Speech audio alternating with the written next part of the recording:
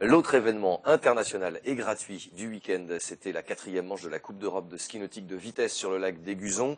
Une très belle édition organisée par le club nautique, près de 10 000 spectateurs là aussi pour les courses phares, celles de Formule 2 et Formule 1. Ouais. Alors la Formule 1, on le rappelle, ce sont des bateaux qui vont jusqu'à 2000 chevaux, plus de 170 km/h, avec un skieur derrière, et il faut tenir 50 minutes plus un tour. Ah, ça doit brûler les quadriceps. C'est assez difficile. La victoire du Belge Van Gaveren donc en Formule 1.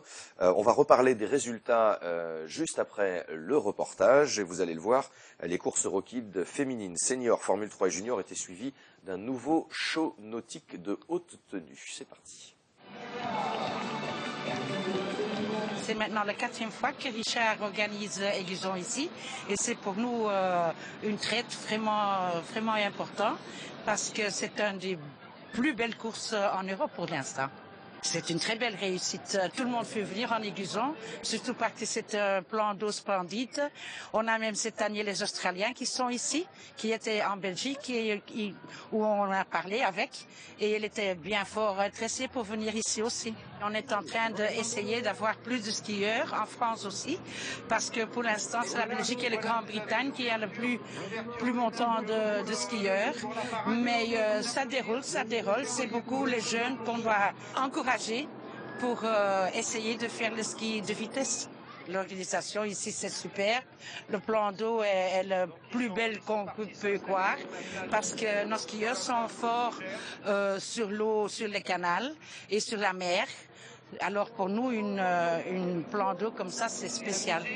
Je suis certain que l'architecte de ce barrage a pensé à faire quelque chose, un circuit pour le ski de vitesse parce qu'il est vraiment magnifique.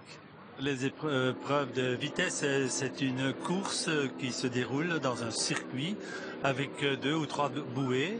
Et donc on part d'une certaine ligne et donc il s'agit de faire ce circuit le plus vite possible. Donc c'est finalement la vitesse qui compte. Pour les hommes et en Formule 1, là on fait 50 minutes et un tour qui revient à peu près à presque 90 km. En premier tour, ils font vers les 160, 170 à l'heure. C'est très spectaculaire donc.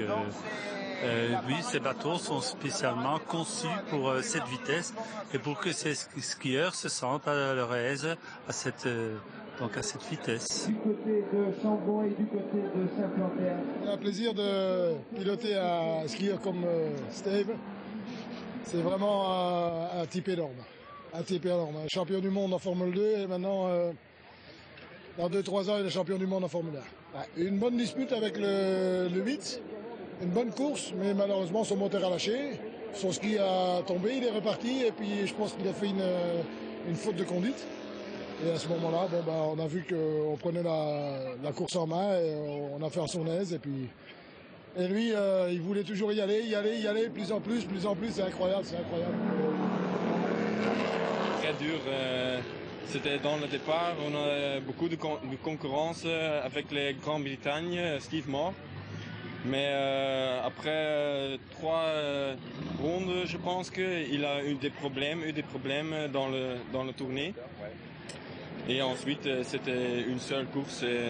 Environ, quand la demi-course a passé, on a eu un petit peu de problèmes avec le moteur.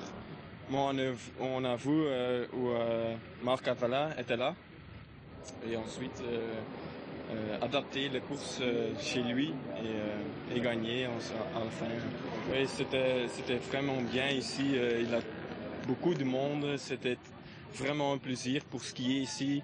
C'était une course très vite.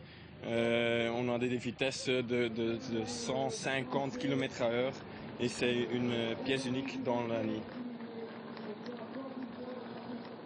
Voilà, très beau spectacle encore. Ouais. Alors c'est un petit peu compliqué pour les résultats parce qu'en fait Patrick Dumétier que vous avez vu pilote Formule 1, il avait l'habitude plutôt d'être pilote en Formule 2 puisque son fiston, Grégory, se disputait encore une nouvelle fois la première place de la Formule 2. Il a terminé 2e. Il n'arrive pas à cette première place, mais ça va venir un jour. Oui, forcément. Puis il y a pire que 2e place. Il y a pire que 2e place. C'est pas mal. En tout cas, je crois qu'il faut lancer un grand bravo à Richard Ernest et toute leur équipe parce que c'est un super spectacle. On a eu un week-end sensationnel entre le Tour et cette Coupe d'Europe. Alors, difficile de faire mieux. On termine juste avec le team Aiguzon, puisque depuis 3 ans, il y a un team Aiguzon aujourd'hui. Et pour le team, Alioune Cissé, en Formule 2, a terminé sur la 5e place, mais il était très content, là aussi, de cette course. Ils sont tous très contents, les skieurs du monde entier, de venir se retrouver ici sur le lac d'Aiguzon, en tout cas. Et Patrick Dumétier nous a confié qu'il reviendrait l'année prochaine avec un nouveau bateau, forcément plus puissant. Très bien.